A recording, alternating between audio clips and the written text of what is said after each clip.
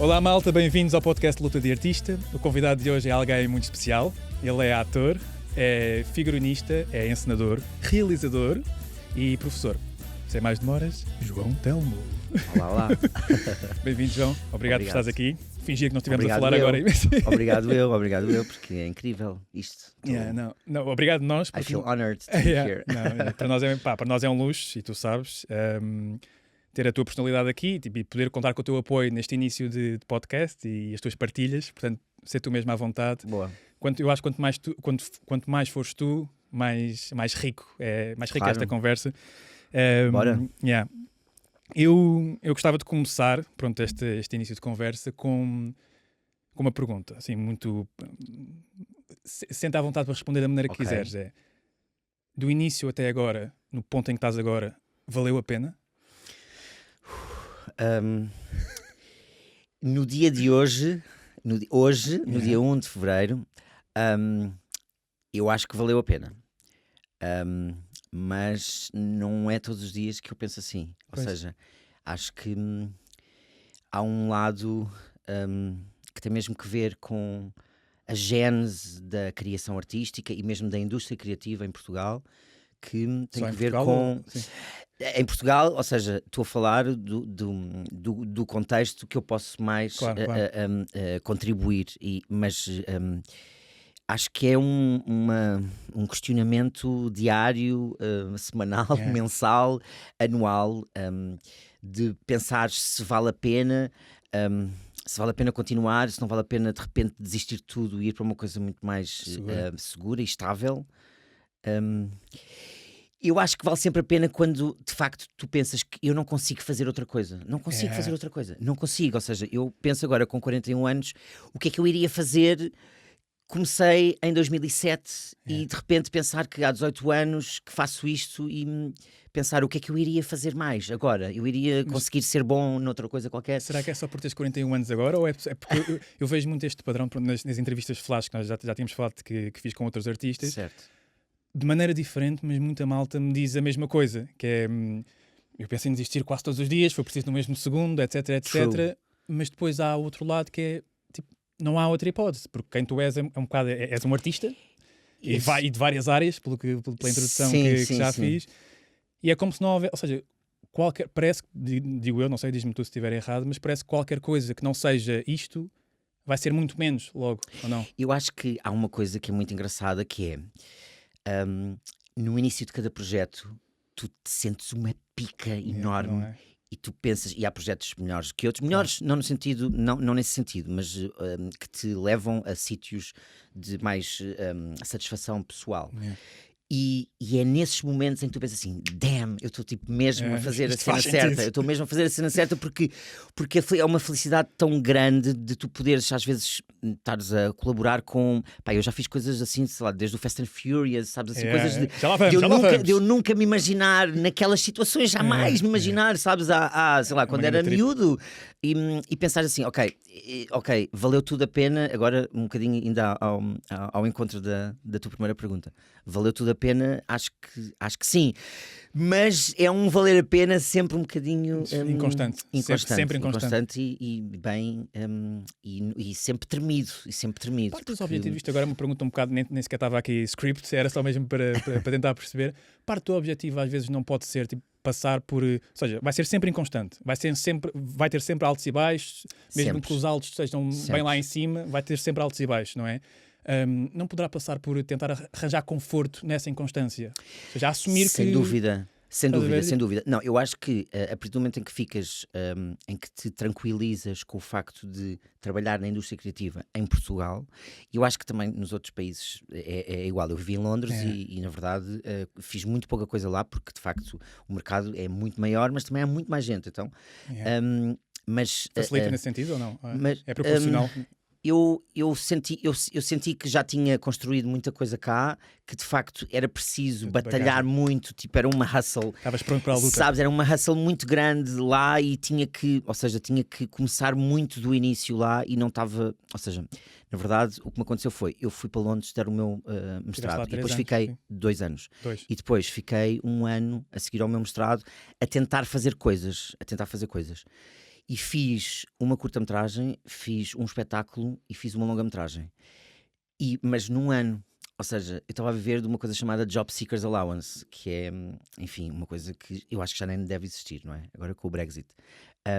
Mas eles na verdade, sim, eles na verdade, a partir do momento em que tu provas que viveste mais de um ano no Reino Unido, eles dão-te, já não me lembro, 200 libras por semana, que na verdade lá é zero, não é? Tu pensas assim, ok, 200 libras por semana, mas lá é tipo nada. Yeah. E não fiz muita coisa porque os anúncios de trabalho caem e tu tens que responder logo, mas estamos a falar de candidaturas de tipo 8 páginas, que tens que estar tipo ali a escrever sobre imensa coisa, enfim, é duro. E então decidi voltar. É isso, eu pegando nas tuas características como pessoa que eu conheço e como artista, tu és muito vanguardista, liberal, e apesar de não pareceres nada mesmo, tens, segundo a minha pesquisa, 42 anos, certo? 41. 41, pronto. Vou fazer 42, Ok, nasceste em 83. 83. Pá, são épocas bem diferentes das de hoje em dia, seja para o bem ou para o mal, é diferente, não é? À sua maneira, diferente. Eu acho. Eu gostava de passar um bocado nessa tua zona da tua vida, de que maneira é que isso te influenciou a seres a pessoa e o artista que és hoje, a tua infância, neste caso. Como é que isso mexeu contigo, as tuas relações?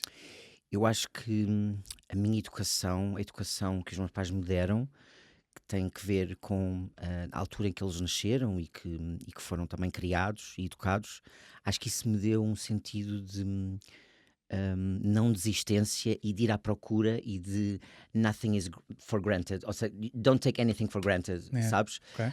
E apesar de eu ter tido uma vida confortável, graças aos meus pais, obviamente, mas os meus pais nunca foram assim, ok, toma lá 2.000 euros por mês. Nada. Não, foi uma coisa de queres? Então agora tens que ir trabalhar. Agora, ok, pagamos-te a carta, mas tens que aqui pagar metade do carro. Podiam dar-te mais coisas, mas sempre te obrigaram Podiam, mas sempre me obrigaram, porque apesar dos meus pais terem conseguido criar uma vida muito confortável para eles, eles nunca tiveram um berço de ouro, então eles conseguiram essa vida confortável.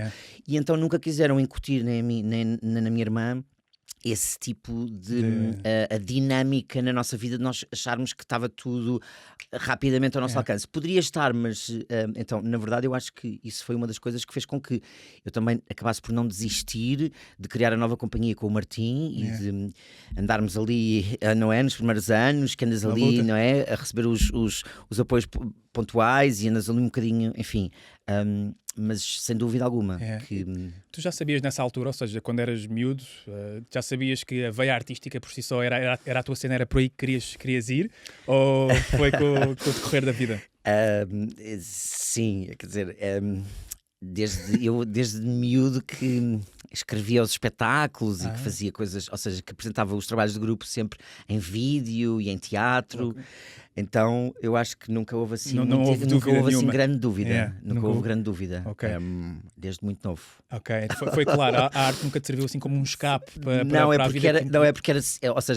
Era óbvio, eu estava sempre a cantar, estava sempre a representar. Comecei a fazer teatro com 13 anos. Muito nos grupos. Sim, mesmo teatro profissional. Em Almada. Então comecei a fazer teatro muito cedo e comecei a relacionar-me com esta ideia de partilha e de troca e do que é que significa esta frequência em que nos temos que colocar para conseguir construir alguma coisa muito cedo. E comecei a escrever e enfim, então... Pois, eu ia agora tentar passar para como é que tinha sido o início no teu meio artístico, mas tu disseste agora, foi com 13 anos, ou seja, o possível choque poderia ter sido, ou seja, a vida, entre aspas, de civil, vá para depois o meio artístico. Para mim, pelo menos, como fui um bocado mais tarde a descobrir, foi um choque que me fez super sentido e deu imensas respostas, mas é um grande choque, ou seja, as pessoas no geral são muito mais dadas, muito mais coisas, mais sensíveis, pronto. Essa passagem foi super natural, então para ti foi uma coisa que Eu acho que sim, eu acho que sim. Eu acho que, na verdade, como eu comecei a escrever muito cedo e comecei a relacionar-me com os grupos de teatro em Almada, Foi comecei logo. mesmo a fazer digressões, íamos às Caldas, íamos ao Porto, fazer Alberto, uns textos do Alberto assim muito, muito estranhos, e depois fizemos o Édipo Rei. Então comecei a relacionar-me com isso muito cedo, ainda não tinha a carta sequer. E então eu lembro-me que em 2004, 2003, o João Lagarto pegou em mim, no Cristóvão Campos, no Afonso Lagarto, que é o filho dele, na Vanessa Soares, na Ruefa, que agora é uma artista plástica super, enfim, muito minha amiga e que mega, enfim, e que pegou em nós e ia fazer um texto da Luísa Costa Gomes, Nunca Nada de Ninguém. E depois aquilo nunca deu em nada, então, mas de repente, ou seja, aquilo para mim era uma coisa, ou seja, comecei mesmo muito novo a ter acesso a este tipo de coisas, sim. Mas também porque procurei muito, ou seja, porque era uma coisa que, e acho que na verdade é uma coisa que tem que acontecer muito no nosso país, que é, tu tens mesmo que ir à procura, não podes ficar, ninguém te vai bater à porta. É muito raro a pessoa... Ninguém te vai bater à porta, ninguém te vai bater à porta. Sim. Há mais opções, a verdade é essa, não é? Não, e tens que ir, tens que fazer, tens que falhar, tens que questionar, tens que chorar. Claro, não, sim. Tentar o teu melhor, não é? E aprender a tentar melhor. E tu tiveste que abdicar de alguma coisa, ou seja, neste teu percurso, seja início, seja... a mim vem muito à cabeça aquela coisa de o antes e o depois de embarcar na luta artística, mas para ti, como foi tão cedo, no fundo, as tuas até principais memórias já são desde os 13 anos, não é? Ou seja, se calhar não há um antes assim tão vincado, mas podemos tentar pegar então ou seja...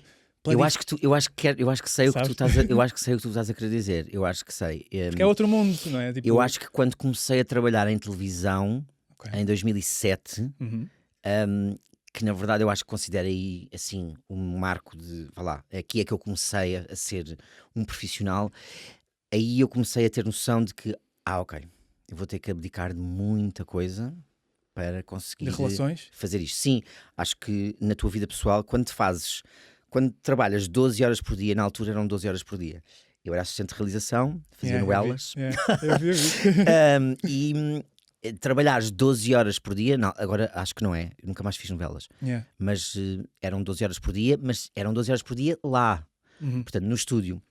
Eu era assistente de realização em estúdio, porque eu era assim meio mal disposto, eu acho que funcionava bem para dar andamento àquilo, e aquilo é tipo uma fábrica, não é? Eu nunca mais me esqueço, nos Morangos com Açúcar 10, já não me lembro, a 9, filmámos uma vez, gravámos 72 cenas num dia. Mas foi tipo assim, ensaio gravado, troca de roupa, bora. Para vocês ou para os atores? Até que para os atores... Eu acho que é pior para toda a gente. Para toda a gente, pois. Sim, mas para a verdade do ator, para não sei o que é isso, aquilo deve mexer com imenso... Eu acho que... Tens que simplificar, género, olha, aqui estás triste, aqui estás contente. Não, eu acho que, imagina, há uma sensação de... Há uma instalação de um modo de fazer em que a qualidade não importa. Serve ou não serve, é um bocado. E então, nessa medida, eu acho que tu consegues fazer... quando eu digo ensaio gravado é porque ensaia-se, mas o ensaio é gravado e depois grava-se. E na verdade... o ensaio era gravado e ficava logo gravado e era logo troca de roupa, e os atores ficavam mas eu não fiz com as intenções certas, não sei o que era ensaio, bora, troca de roupa, já está. Então, correu bem. Quer dizer, correu bem, eles disseram o texto e... Não, correu bem no sentido de... É que é tramado, por acaso... Mas eu acho que agora é diferente, atenção, acho que agora é diferente. Ligam mais a essa qualidade. Acho que existe um cuidado maior, eu tenho vindo a notar isso nas produções que tenho feito, que acho que há um cuidado maior. Estamos a falar de uma altura em que, não sei, em que se viam as coisas de forma diferente, não existia tanto esta união entre as pessoas que trabalham e que também reivindicam pelos seus direitos. Sim. Não existia tanto essa sensação, esta ideia de que estávamos juntos e que talvez pudéssemos lutar pelos direitos e que talvez as coisas pudessem ser feitas de outra forma. Não havia essa sensação. Então era bora lá e está a andar e estás a falar muito, vai-te embora. Porque há gente que quer fazer o teu trabalho. Nessa situação das novelas em si, ou seja, é claro, acho eu, o porquê deles quererem fazer as coisas muito rápidas, e é uma questão de tudo ali é quase alugado, não é? Tudo, quanto mais tempo passa, pois, é uma fábrica. Ou seja, por muito que, claro que numa perspectiva mais purista da interpretação e da qualidade do trabalho das várias frentes, não é de todo fixe, não protesto tudo isso, mas para acontecer é preciso, sem dúvida, ter atenção ao orçamento e a esses limites. De que maneira é que supostamente seria ideal para ti ter esse meio termo? Em que, ok, respeitas a qualidade do trabalho das pessoas envolventes e tipo, é fazível, porque não custa imenso dinheiro. Eu acho que trabalhar sempre nesta medida é assim, não fazer novelas, fazer televisão. Não, eu acho que fazer televisão tem um lado que é uma coisa rápida. Para os atores tem sempre este lado. Eu acho que é uma grande escola. Não é para toda a gente.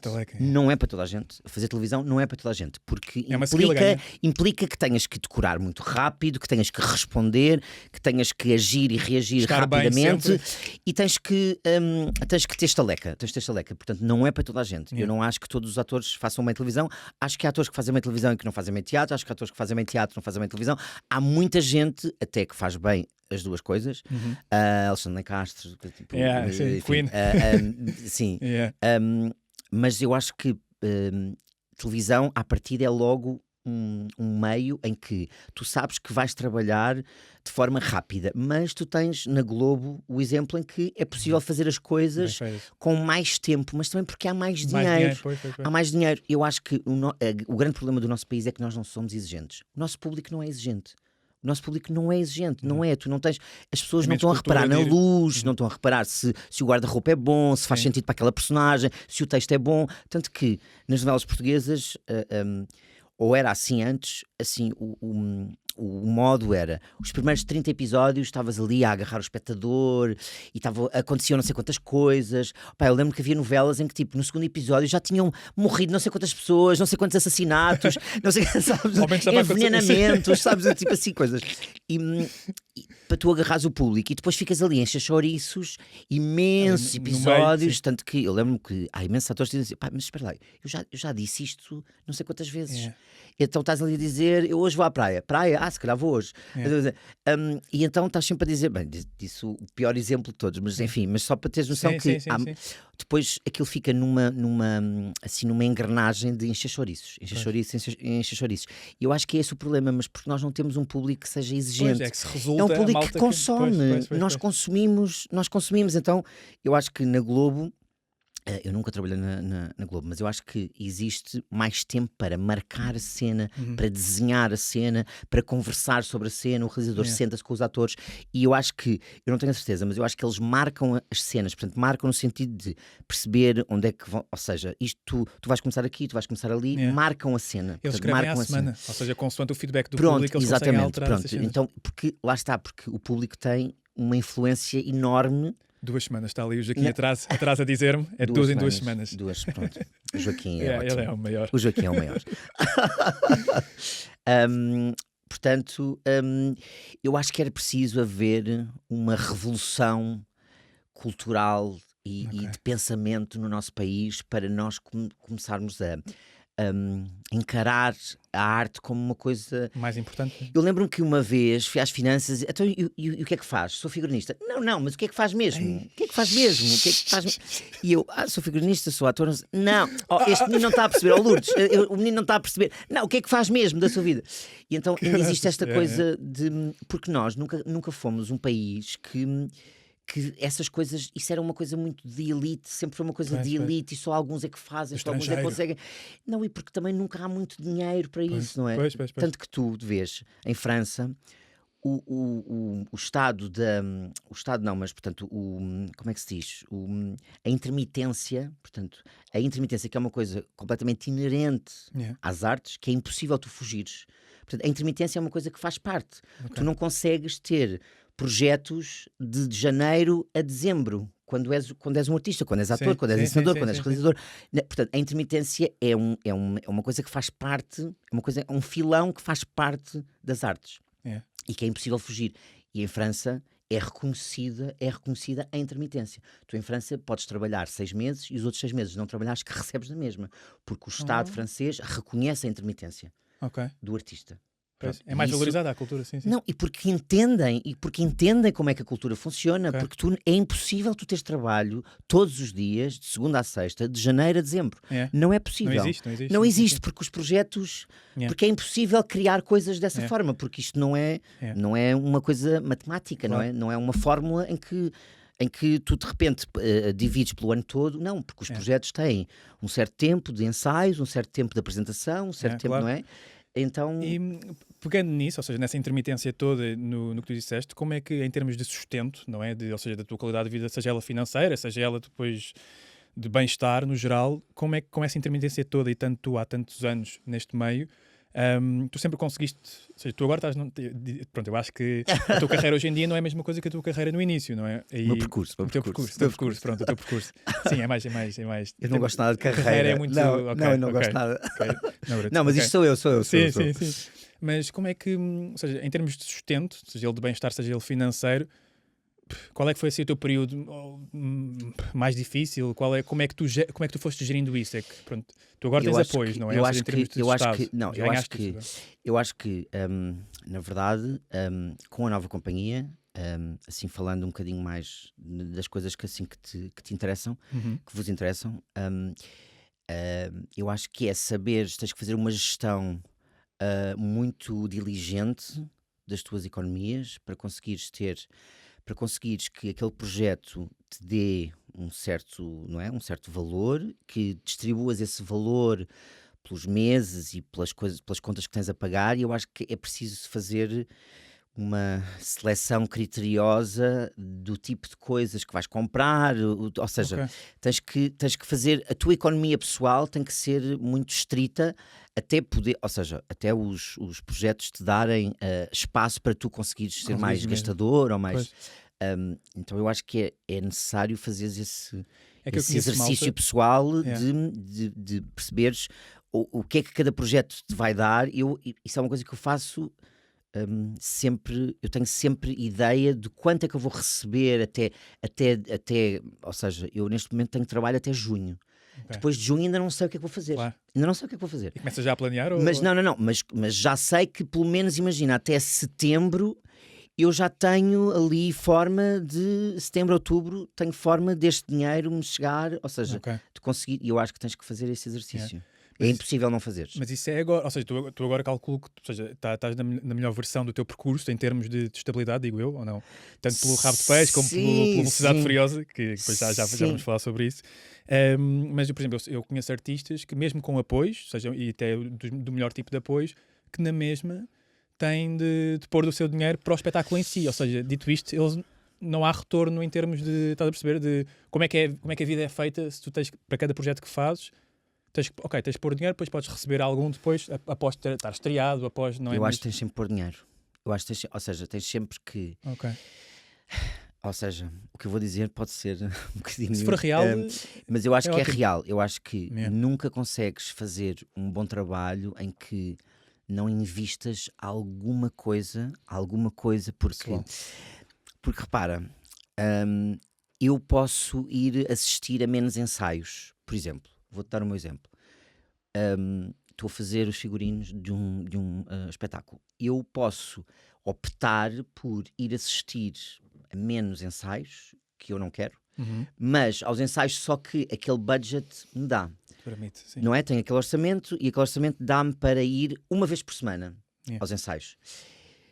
Eu prefiro investir, ou seja, se calhar é melhor começar as coisas assim. Eu prefiro investir do meu dinheiro para ir, se calhar, 2, 3 vezes, porque, na verdade, eu acho que constróis os figurinos a observar os atores e a perceber o que é que o espetáculo pede. Claro. Porque roupas giras toda a gente sabe fazer. Sim, agora, o pormenor, né? Os figurinos servirem o espetáculo é completamente diferente. Eu acho que tens que observar, tens que ver, tens que debater, tens que perguntar. Isto faz sentido? Aqui isto faz sentido? Não, porque às vezes, imagina, às vezes tens umas botas. Eu lembro que fiz um espetáculo no São Luís, tinha umas botas incríveis da Ana Salazar. Epá, mas a atriz no final tinha que fazer uma cena de sexo com o Tiago Barbosa. Epá, e as botas eram lindas, mas não fazia sentido nenhum. Portanto, não serviam o espetáculo. Em termos funcionais, neste caso. Não, ou seja, em termos profissionais, como não, assim? funcionais. Funcionais, desculpa. Sim. Ou seja, não serviam o espetáculo, não serviam. Então, Então eu prefiro investir do meu dinheiro, ou seja, para poder deslocar-me aos sítios dos ensaios, poder pagar os parquímetros, mas fazer esse investimento, mas pelo menos tenho a certeza que vou fazer um trabalho melhor. E eu acho que isso vai acontecer sempre com o encenador, com os atores, ou seja, eu acho que acabas sempre por investir um bocadinho de dinheiro teu, porque o dinheiro em Portugal, não, ou seja, não sei que sejam produções enormes, nunca, em teatro, eu acho que suficiente. Em teatro, vamos já pôr aqui os pratos limpos, em teatro ninguém enriquece a fazer teatro, ninguém. Não, enriquecer, eu acho que consegues viver, mas tens sempre que dar aulas, tens sempre que agarrar outros projetos, ou seja, viver mesmo, tens que ver então uma vida muito parca, assim, muito de ficar em casa, de não fazer nada, Sim. Pois, sem grandes gastos, sem grandes gastos, sem comeres massa com atum. Sim, pois, é saudável ao menos, supostamente. A massa não sei.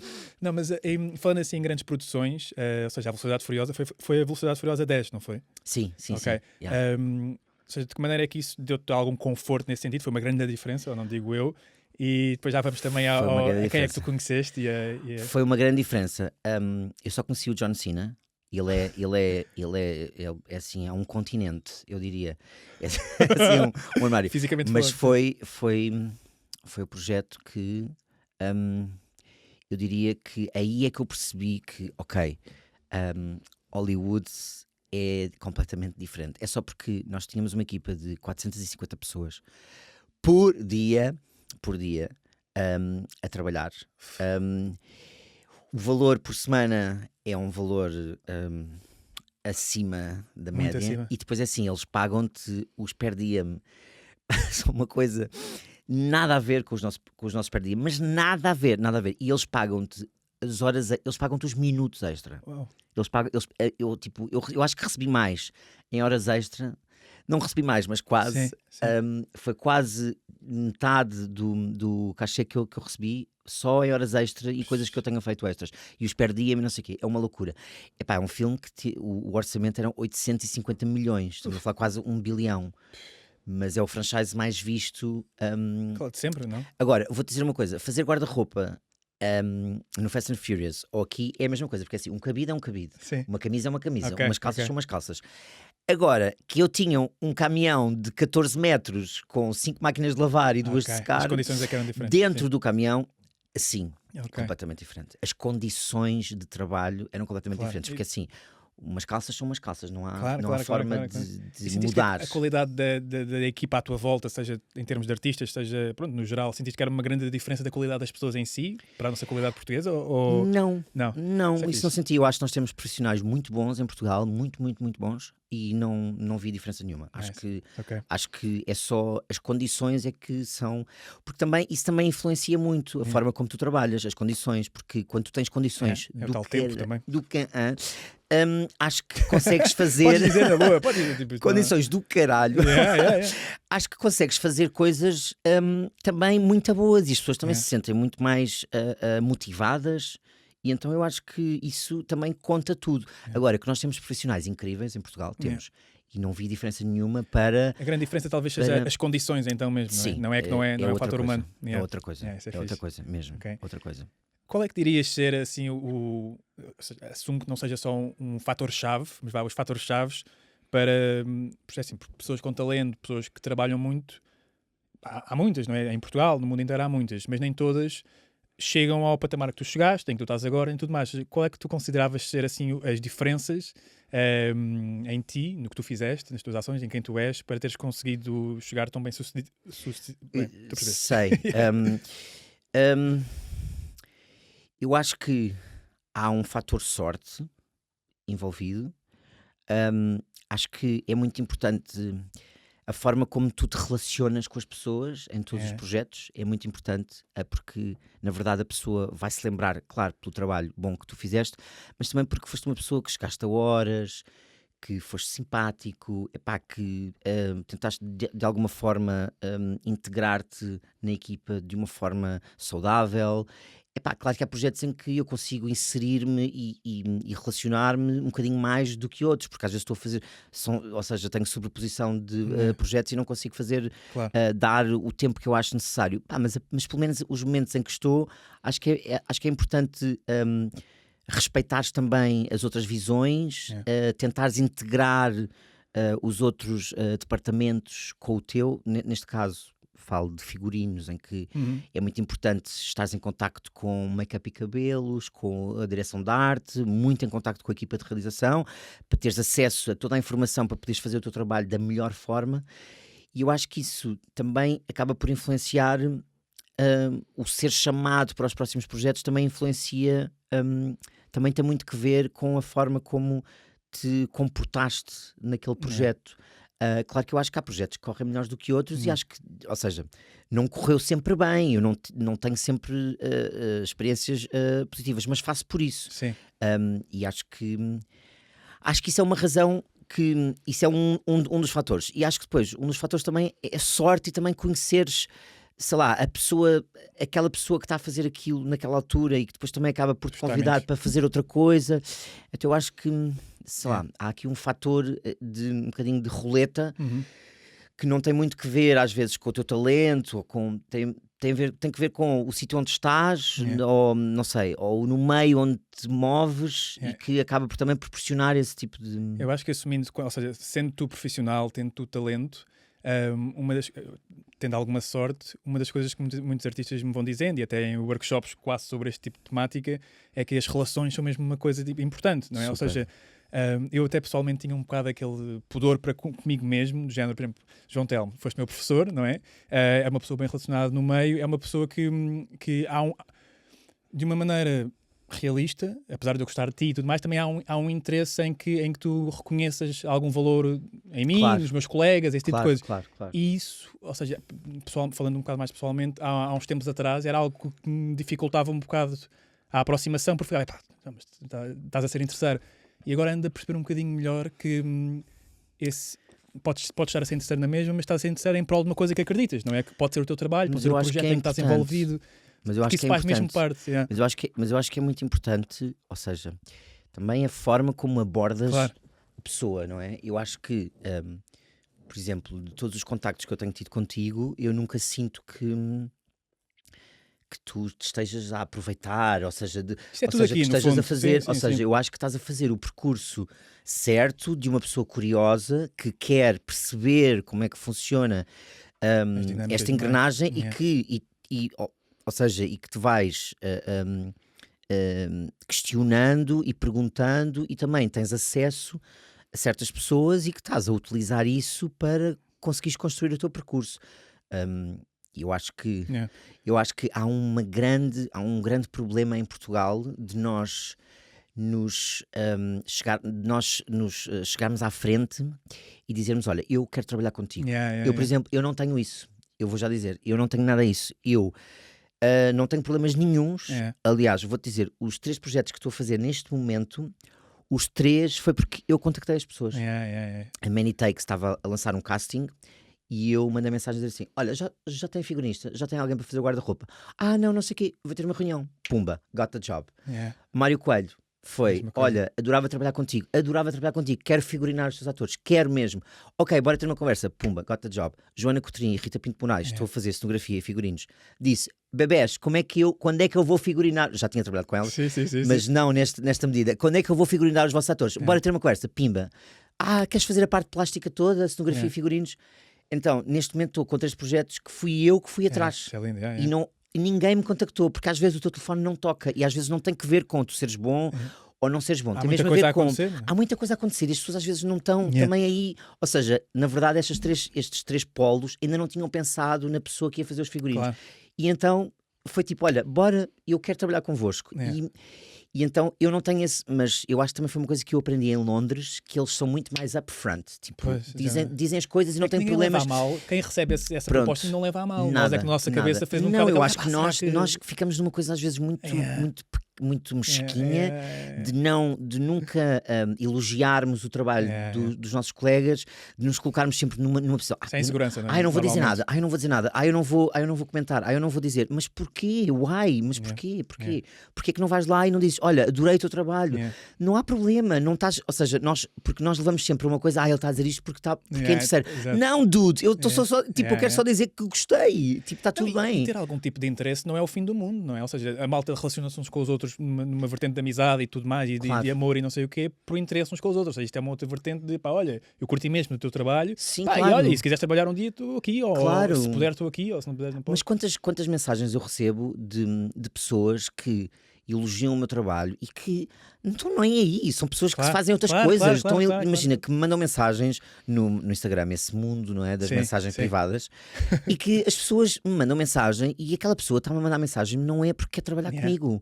É tipo, aquela pessoa trabalha, não sei muito bem onde, mas estás a perceber? É só porque de facto quer. Eu acho que nós temos esta às vezes fica um bocadinho uma coisa meio tacanha, que eu acho que tem que ser combatida. Espero que vocês, nova geração... Tu estás aqui porque eu combati isso, no fundo. Não, mas eu acho que é mesmo importante combater esta coisa já muito putrefacta e já bolorenta, desta coisa de que temos que tratar mal as pessoas, temos que ser arrogantes.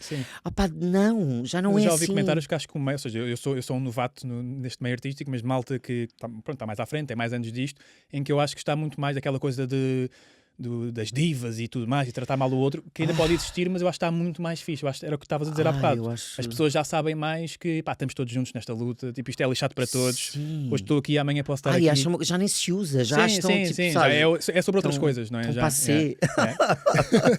Não, mas acho que já não se usa esta coisa de tratar mal as pessoas. Claro. Esta figura, sabes, que o realizador tem que ser esta figura que trata mal as pessoas, ou o encenador. É mais velha guarda, não é? Um bocadinho. Ou mesmo o professor, que é uma coisa que eu, por exemplo, não pratico nada nas aulas, que é o professor colocar-se num sítio de hierarquia enorme, em que estou acima dos alunos. Na verdade, eu só tenho mais experiência. Tenho mais experiência. Porque, olha, eu aprendo todos os anos com os alunos, todas as turmas, de formas diferentes, aprendo sempre porque me coloco nessa posição de também receber e também, olha, qual é a tua opinião sobre isto? Olha, eu não estou certo sempre, vocês podem aqui, isto é um espaço também para discussão e eu ganho muito mais com isso, acho eu, para mim, e na verdade é o que importa, nas minhas aulas com isso, porque me coloco sempre nessa posição de, olha, bora lá discutir isto todos, não é só o que eu digo, o que é certo e o que é válido, percebes? Porque eu não sou omnipresente, omnipotente, omnipresente, omnipotente, omnisciente.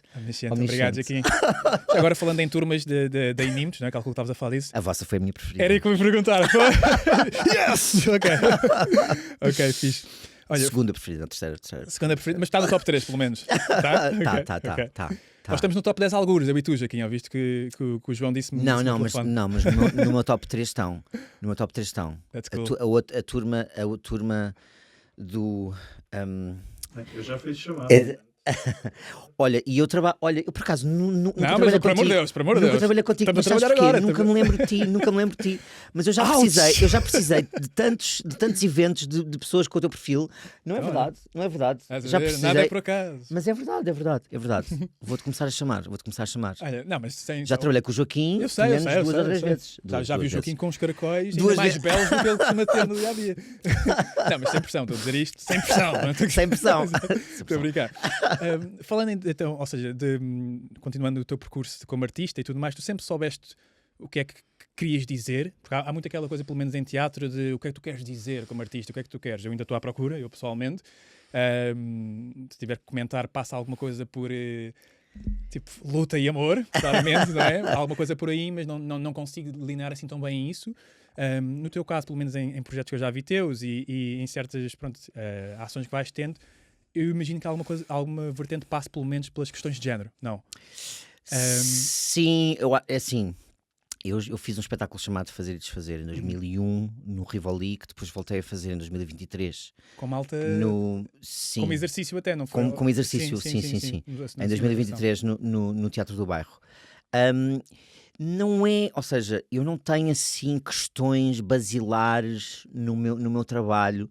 Acho que há sempre um lado do humor muito presente. Isso é fixe, humor, até porque na verdade é a forma também como eu me relaciono com o mundo. Pessoas, mas sim, ou seja, eu já fiz também uma coisa chamada tricotomia da vaidade, que também tinha esse lado das questões de género, ou pelo menos de questionar aqui o papel do homem, o que é que significa ser homem, o que é que significa ser mulher, enfim.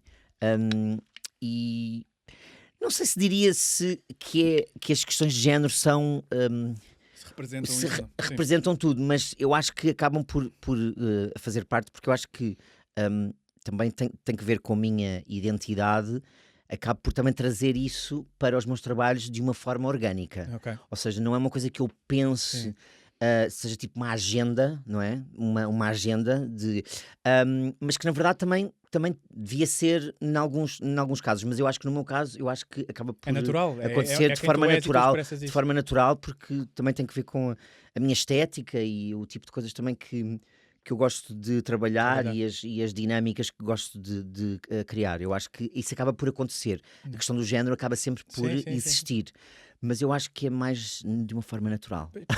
Porque eu acho que a criação também, para ser boa e para ter algum valor, tem de sempre vir de um lugar de verdade, não é? E da tua realidade. Então é sempre um bocado de quem tu és. Sim. Tu tens alguma mensagem que, ou seja, com algum objetivo, alguma mensagem que gostarias de que fosse percebida por quem vê com os teus projetos, com diferentes projetos, na área da moda, em teatro, cinema, se há alguma diferença, se há, estás a perceber? Isso é uma pergunta fortíssima, porque eu acho que eu acho que a arte é sempre política, então eu acho que é impossível tu criares um objeto e não quereres dizer alguma coisa. Eu acredito mesmo que a arte é sempre política, então eu tenho vontade de dizer imensa coisa. Eu acho que não tínhamos tempo aqui. Não é porque eu tenho mesmo vontade. É porque eu acho vontade, na pior das hipóteses. Não, eu acho que não é só porque eu tenho vontade de. Eu estou a escrever uma comédia negra que se chama Mariconera e que é muito engraçada. E eu quero dizer isso, mas ao mesmo tempo apetece-me fazer o As You Like It do Shakespeare. É uma coisa que toda a gente já fez, que eu nunca fiz. Mas depois tu mudas muito, não vais para o conceito tradicional. Pronto, não é? Ou seja, apetece-me fazer imensa coisa que é fazer essa comédia negra, que é um texto original meu, mas depois fazer o As You Like It do Shakespeare, fazer uma coisa, pegar num clássico, enfim, não é tão clássico o As You Like It, mas pegar numa coisa que já toda a gente fez Shakespeare, mas eu gostava de ter esse desafio, ou seja, também gostava de dizer isso, sim. Pegar nessas coisas, nesses cânones e também misturá-los, ou seja, eu apetece-me dizer muita coisa. E tens imenso tempo para dizer ainda, não é? Espero que sim. Sim. E há limites para ti no que toca à criação artística ou ao objeto artístico? Eu acho que sim. Acho que há coisas que isto vindo de uma pessoa que ensinou Sarah Kane. Sim. Em que é uma autora que é uma autora bastante controversa. O Gonçalo Amorim no Fitei disse-me assim: epá, foda-se, João, tu ensinaste o texto mais difícil da Sarah Kane, porque na verdade é o texto que eu gosto mais dela, porque é o texto menos abstrato. Então na verdade eu relacionei-me com esse texto por causa disso, porque é o texto menos abstrato dela. Blasted, e o Blasted, sim, Blasted. Que eu nem sequer quis traduzir, porque acho que não faz sentido. Em português é ruínas, mas eu acho que não faz sentido. Mas isto para dizer o quê? Perdi-me, desculpa. Não, era para, ou seja, os limites. Olha, o melhor exemplo para te falarmos sobre isso. Nesse texto havia muita coisa que ela escreveu, muitas didascálias, coisas ou seja, que eu achava que entravam num sítio de perguntar-me porquê que eu vou apresentar isto? Porque, epá, é tipo... ele cagava-se todo, ele mata o bebê, depois ele come os próprios olhos, depois arranca os próprios olhos e depois come o bebê outra vez, depois urina, não sei o quê.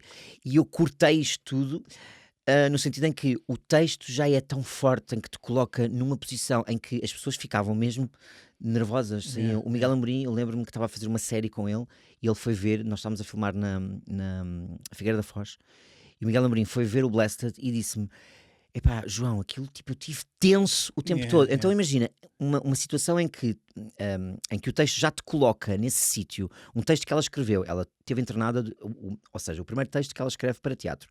Ela teve internada durante imenso tempo e conheceu uma mulher que falava como o Ian e a Kate, ou seja, ela falava como se fossem duas pessoas. E ela inspirou-se nesse texto, ou seja, nessa pessoa para escrever esse texto.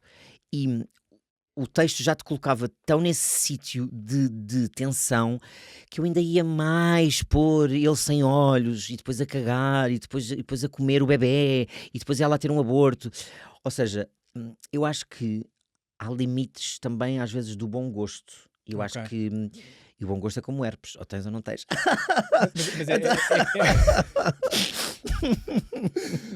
Mas o bom gosto então ou seja, é claro, não é subjetivo. Não, eu acho que é super subjetivo. Super subjetivo. Aliás, como tudo, na verdade.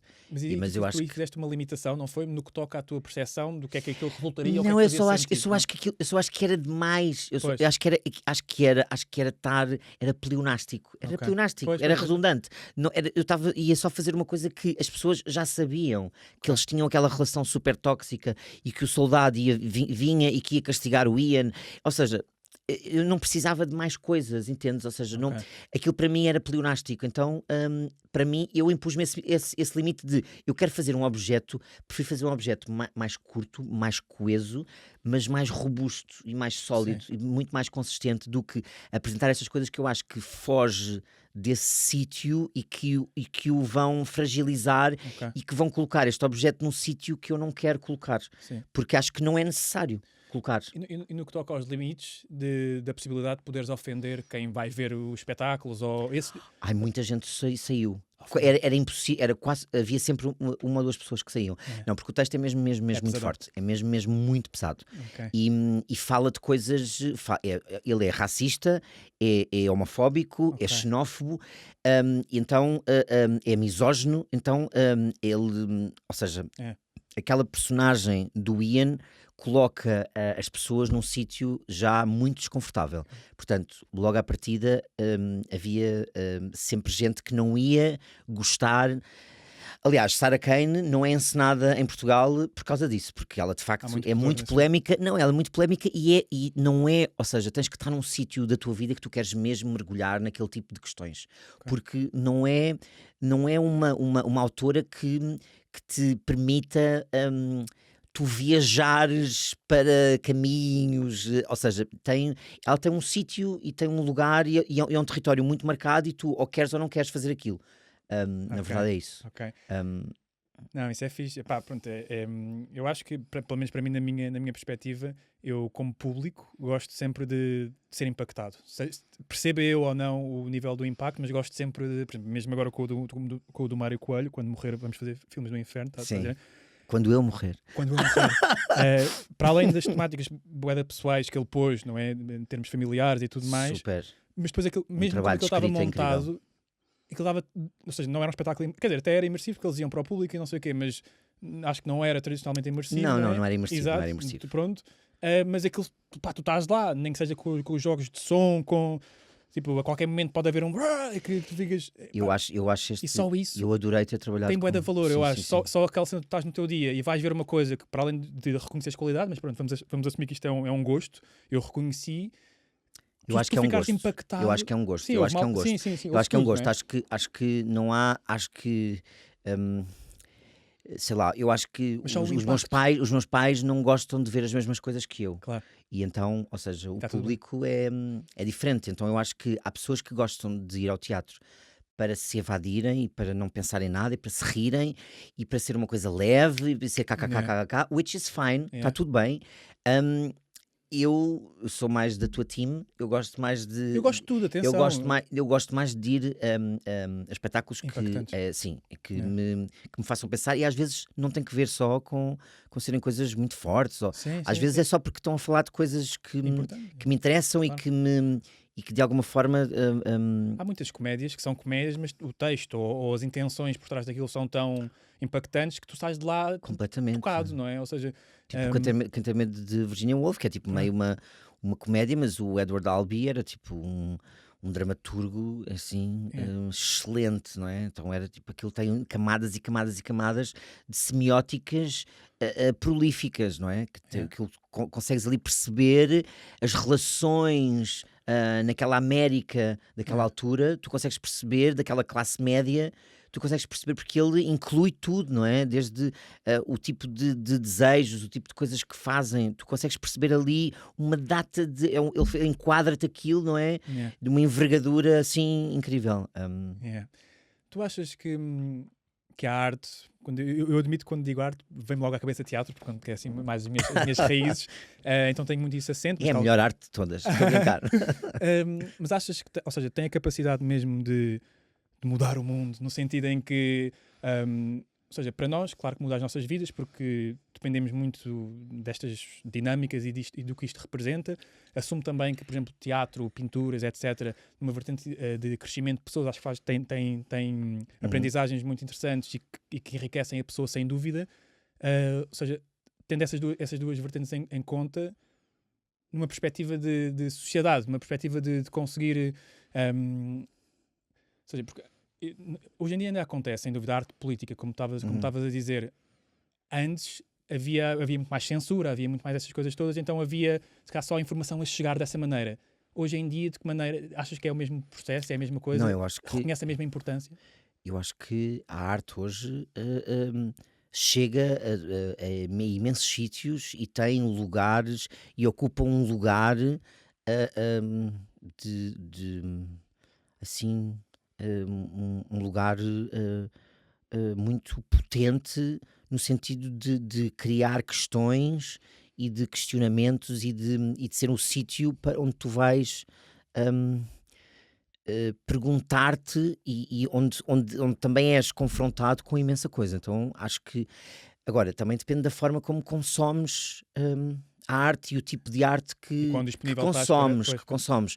Agora, eu acho que em certa medida todos os objetos têm e possam ter uma mensagem política, seja ela qual for, que eu posso identificar mais ou não, não é? Pode mudar maneiras de pensar. Mas eu acho que é uma obrigação dos artistas de criarem objetos que não sejam só uma coisa neutra, que não, ou seja, em que a mensagem não seja uma coisa de... eu acho que também ficar num sítio pedagógico sim, e agora vamos dizer-vos como é que vocês têm que pensar. Sim. Também não acho isso bom, mas eu acho bom revelar uma realidade. E olha, por exemplo, o espetáculo do Tiago Rodrigues, para mim, este Écuba não Écuba, foi dos espetáculos melhores dele que eu vi, porque acho que ele, de facto, ele apresenta-te todos os lados da questão e tu sais com a possibilidade de tu fazer a tua própria escolha e tu criares a tua própria opinião. E eu achei isso brilhante, no sentido em que ele dá-te os vários lados, as várias quadrantes daquela questão e tu permites, daí Écuba, não Écuba. Portanto, eu acho que, de facto, esse espetáculo pode ser assim um bom exemplo para tu perceberes como é que tu falas sobre... como é que colocas uma história da Antiguidade Clássica nos dias de hoje e que... E resulta tudo.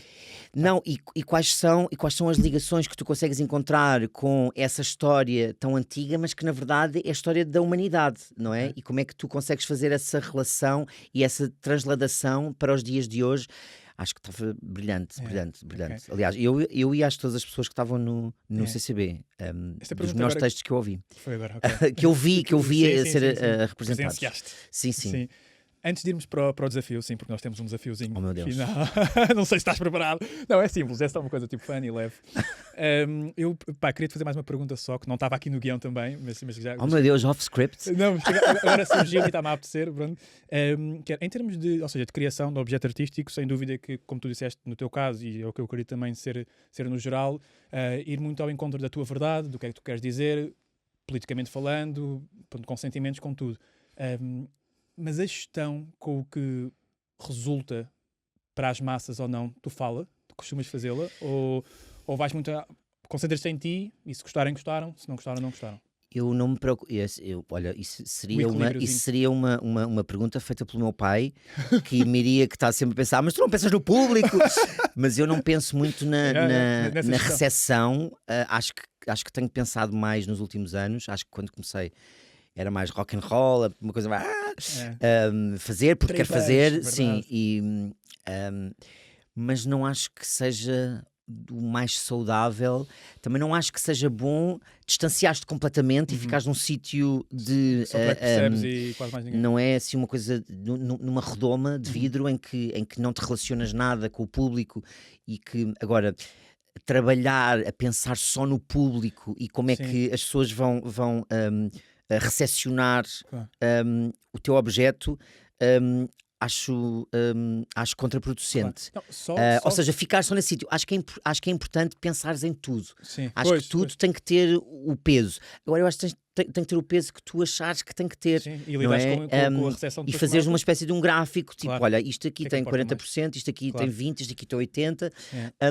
E acho que é importante também, ou seja, é importante contemplar tudo. Claro. Contemplar tudo.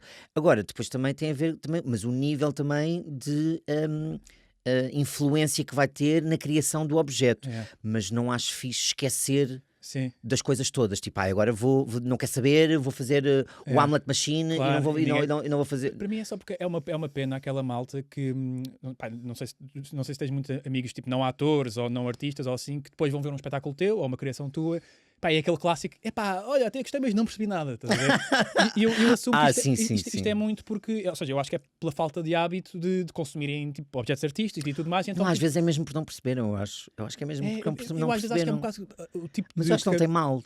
Eu acho que não tem mal. Mas ao mesmo tempo parece que às vezes soa inglório, porque tu se calhar podias até, ou não, mas estar a tocar. Mas eu acho que tu não podes, eu acho que a tua satisfação e o que tu retiras de cada projeto não pode estar completamente só, não é?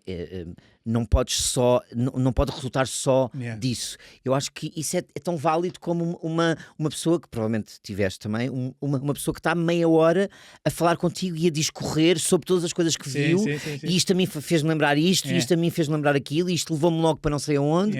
E para a pessoa, eu acho que tudo é válido. Acho que tudo é válido, até porque ou seja, os públicos também se educam, não é? Os públicos também se educam. E eu acho que, aliás, isso vai ao encontro do Rancière, do espectador emancipado.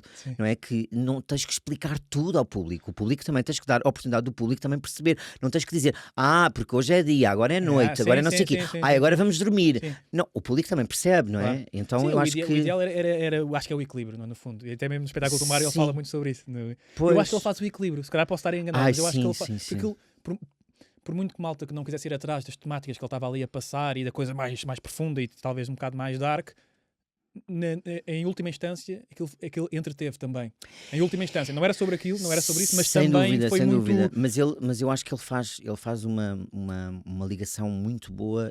Ou seja, eu identifiquei muito com aquele objeto porque ele também fala muito da minha vivência, então eu sei que eu me identifiquei muito com aquele objeto porque eu vivo aquelas questões, quantas conversas eu já não tive sobre aquilo. Então, eu acho que então que tenho um privilégio de poder viver aquela realidade e de me identificar mais porque aquilo também é a minha vida e porque ele fala de uma forma exímia. A forma, ou seja, o meio português, artístico e com todas aquelas contingências, eu acho que ele fala muito, muito bem. Agora, eu acho que uma pessoa que não, e aí está a genialidade do Mário, eu acho que uma pessoa que não seja do meio artístico compreende perfeitamente as angústias daquela realizadora, as angústias, aquele lado surreal, e então eu acho que aí ele equilibrou muito aí bem. eu acho que ele é mesmo um mestre, sem dúvida. Shout out Mário Coelho. Daqui a uns tempos estás aqui sentado. Esperamos nós. Vai, eu acho que ele vem, sem dúvida. Não, estou a brincar. Então olha, vamos ao desafio. Pode ser? Ai, meu Deus. Olha, tens que tirar as calças. Vou suar do bigode. Finalmente! Finalmente! Estou a brincar. Então vamos lá, é uma coisa simples, pronto. É só... para acabarmos assim com uma tirada mais leve, mais Boa, funny. boa. Eu sinto Sim, que isto foi muito pesado. Sinto, Isto foi heavy. sinto uma pessoa da moda, como és, e muito conceituada. Bom, calma. Pronto, Calma. Do guarda-roupa. Não, é, mas tens... Não, é porque... Não, a sério, por acaso eu acho que é mesmo importante. Agora que eu reparei, tiraste o teu colete. É verdade. Estava tirei bem uma coisa. cool. Estava bem cool. Estava Não está mesmo. cool agora. Não, mas, tipo, agora está. Mas eu acho que o trabalho que eu faço não é um trabalho, ou seja, é trabalho de guarda-roupa. Porque eu acho que há outras pessoas que fazem coisas diferentes e que têm outro trabalho. Por exemplo, a minha grande amiga Mónica Lafayette, que faz um trabalho incrível com moda mesmo, e styling comercial, e styling de celebridades, que eu acho que aí ela faz um trabalho, é outra área, é outra coisa, é styling. E eu acho que eu já fiz, não é a minha cena. Eu gosto mesmo de criar personagens, por isso é que eu faço ficção e faço teatro, porque eu gosto de fazer guarda-roupa, que é uma coisa diferente. Eu gosto de fazer figurinos. É diferente de fazer moda e fazer styling, ok? Também faço, mas eu prefiro fazer guarda-roupa e figurinos. É uma coisa diferente, porque são campos diferentes. Só, desculpa aqui. Mas sentes-te capaz de opinar ou não? Sinto-me capaz de opinar, sim. Não, isso é diferente. Percebi a diferença. Então, olha, eu ia-te pedir, assim, não vamos fazer uma coisa tipo de 0 a 10 e não sei o quê, porque para não sermos mauzinhos e não faz sentido. Podemos ter vírgula, tipo, 0,7? Tipo, não, podemos ter 8,7? Eu propunha que largássemos os números e fôssemos para uma categoria de muito cool, cool ou coolzinho. Coolzinho? Sim. Esperemos sempre com o L, não é? Que é para não sabia! Olha, ele comentou. Eu hoje... É melhor termos sempre o L aí, que é para não haver dúvidas. Eu hoje propus ao Jaquim, eu disse ao Jaquim, olha, estou a pensar fazer isto para não dar aquela date e não sei o quê, estás a dar um... Certo. E ele disse, quando fores com esse do coolzinho, estou a imaginar que ele vai mandar uma piada deste... Já me conheces tão bem, Guilherme. São anos. São anos? São anos. Então, olha, vamos a isso. Então, isto é sobre os outfits. Muito cool, cool ou coolzinho? Coolzinho. Ok. Então, pronto. Primeiramente, agora isto é sobre são os outfits de algumas celebridades de Moda Lisboa, acho que do ano passado. Ok. Ai, meu Deus. Estás? Ai, meu Deus. Então, pronto. Não é sobre as pessoas, é sobre os outfits. Então, muito cool. Quem é? Deixa-me ver. Espera. Epá, coolzinho. Coolzinho? Isso é Fernanda Serrano, não é? É, sim. Mas pronto, mas neste caso é o outfit dela, não é? Pronto. Coolzinho. Consegues ver bem daqui ou não? Consigo. Não, eu só queria mesmo ver a cara. O rosto. Mas podes-me dizer, eu assim não preciso ver. Então, Lili Canessas? Eu vou dar muito cool à Lili Canessas. Não, é só porque eu acho que... é só porque a Lili Canessas é uma figura icónica da cultura pop em Portugal. Seja, então, a personalidade dela também influencia o quão ela pode ou não usar esse... Sim. Kudos to Lili. Lili Canessas é tia de um amigo meu. Kudos to Lili. Tipo, ela é assim, ganda rock. Adoramos tia Lili. Adoramos. Respect. Adoramos. Ok, nice. Eu vou dizer muito cool. Eu acho que o Luís Borges se veste muito bem e eu acho que ele usa muito bem a roupa e acho que... Não, muito cool o Luís Borges. Sim. Ok, neste caso seria o Paulo Pires. Risky. Cool. É assim, eu vou-te dizer, o Paulo Pires é dos homens mais bonitos que eu conheci e com quem trabalhei. Aliás, eu fiz 2 novelas com ele. Sim. Fiz 2 novelas com ele e ainda tive o gosto de o fotografar para uma exposição. Ele é mesmo, ele não precisa de facto de nada. Mas eu diria cool, eu acho que é cool. Eu por acaso acho que conheço essas calças, acho que são Dino Alves. Eu acho que conheço essas calças. Arriscou eu gosto sempre de um bom arrojamentozinho. Ok, arriscar também. Vamos lá ver o que é que diz. Eu diria coolzinho. Coolzinho. Mas a malta respeita ao esforço, ou seja, tipo, está fora da caixa, não é? Sim, mas é só eu embirro com bermudas. É uma coisa pessoal, mas também, já me perguntar a mim, eu acho que tenho que dizer. Claro. Ok. Tenho que fazer isto ao Ávila, vocês. O Ávila tem outro desafio. Mas... André Leitão, eu diria cool. Já o vesti por acaso para Rabo de peixe. Sim, quando eles acabaram, eles fizeram o junket e o e a apresentação à imprensa vestiu a ele e à Helena Caldeira. Portanto, estás a ver? Ou seja, eu acabo por fazer styling às vezes, gostando de fazer outras coisas. A tua bio, até na Besta de Estilo, a tua página, também styling, acho eu. Wardrobe styling. Wardrobe styling, que é publicidade, cinema, ou seja, fazer coisas. É o wardrobe styling, que é diferente de styling. Ok. É diferente. E agora, por último... Coolzinho, eu diria. Não sou. Ok. E já agora, como é que avalias o meu outfit? Epá, eu não sei se existe ainda uma definição aqui. Não, muito cool. Muito cool. Gostamos deste toque vintage do amarelo. O amarelo é uma cor que eu acho que nunca vai sair, não é? Este mostarda, eu acho que dá um ar. A minha cor, eu arrisquei na mesma, porque mas eu acho gostava, que fiquei tipo. Sim, e depois é assim, gosto que tragas os clássicos, que é uma Levi's e uns Doc Martens. Isto no fundo está seguro até, se pensares bem. Não, mas está bom. Eu acho que tu aguentas, porque também tens a mala, eu acho que está tudo a funcionar. Muito cool. Lindo. Então agora é que é, malta. Olha, obrigado a quem viu até ao final. Com amor e liberdade, sempre impugna. Ok. Impugna na luta. Agora, bati antigo. Boa. Olha, vocês como é que vocês arranjaram este suporte? É isto.